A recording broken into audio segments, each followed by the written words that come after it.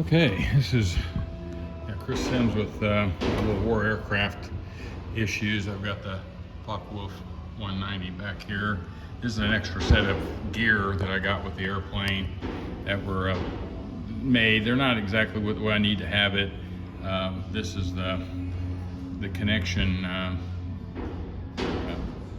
with the trunnion in it that connects the inner spar to the outer spar.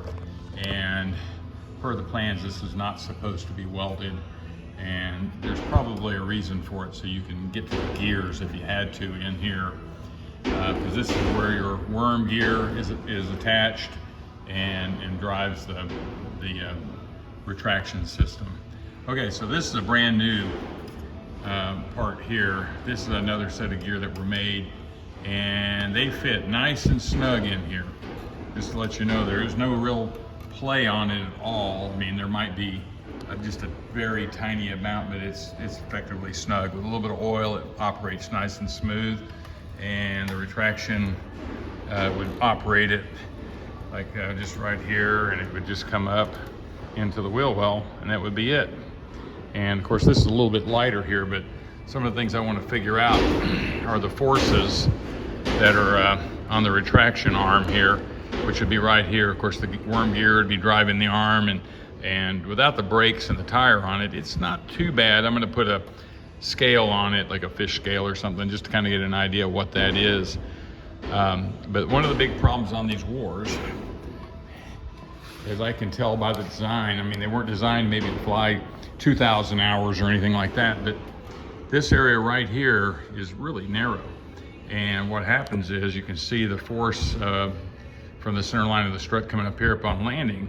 That's going to put a huge moment on that thing and a torque into this trunnion. And when it does that, it's sort of, here's what I believe is happening, it sort of ends up reaming out, this side of the gear trunnion and the top part of this side of the trunnion. And over time, it does take off many thousandths in there, and you start to get play. Part of the problem is it's so far out with really no support, and trying to figure out how war aircraft could fix that. I've got some drawings that are going to try to continue with this part here for connecting the inner spar to the outer spar, but it needs to have, I don't know that we need to have this thick of a material for the rotation point on it where it goes through the trunnion. I think they could probably make that smaller.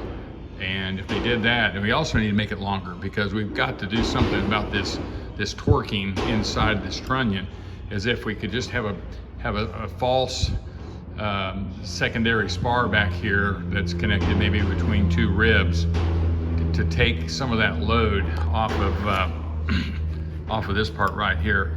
If you had a smaller part here, thinner, like maybe 1 inch diameter steel, maybe solid steel, maybe just with a hole through it to make it a little bit lighter. Bottom line, we're trying to make it strong and with less material.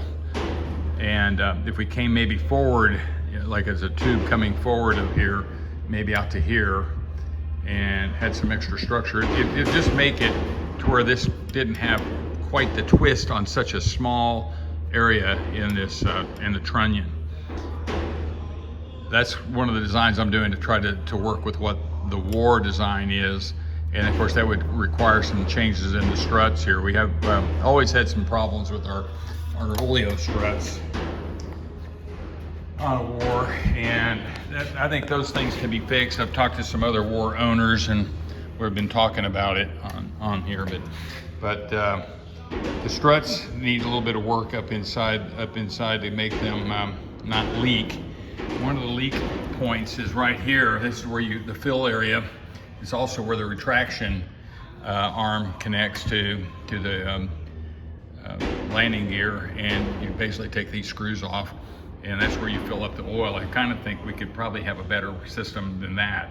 That just creates a leak point, and it's a problem for, I think, several builders. You're always dillying with O-rings and things, and of course this thing can ultimately move and get loose. So that's another problem that we need to work on. And I think the internals of this landing gear are pretty good if they're designed right, using the correct O-rings. And one of the members suggested, and it's probably very important, these struts right there should be hard chromed. If they're hard chromed, then they stay nice and smooth, and that's going to help our leaks from through the O-rings. That would be a better system there too. I don't think there's too much more to say about this. I mean, there's a lot of ideas. I'm trying to have this redrawn and redesigned, and talk to somebody about putting it on CAD or SolidWorks first, and then operating it through the motion. One of the books I have on landing gear talks about keeping the forces kind of, not too great through any part of the retraction, and that could be alleviated with a band of some kind, or a spring, a support spring. Because when it gets up into going down is not a problem. It's when it gets up into the last little bit of the retraction, it starts to put a pretty good force on it.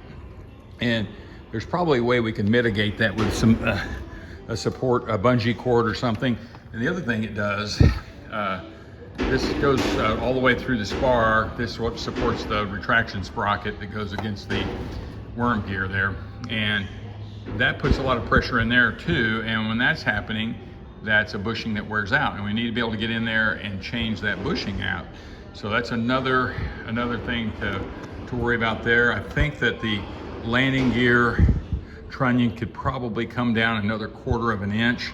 That might help us get a little more room as the gear's retracting into the wheel well. That's another problem. The other beautiful thing about that is everyone says that the landing gear need to be longer. The limiting factor on landing gear is it can't be so long that it runs into the wood structure of the fuselage. So you can see on my airplane, it's all wood from the fuselage structure, starting about right here. So the gear can't really go into that. So, but it'd give it a little bit of a longer look if we dropped it just a 1/4 inch. I know, not much, but that would help that. So those are some thoughts on that. A new all composite war aircraft. I'll show you my P-47 over here.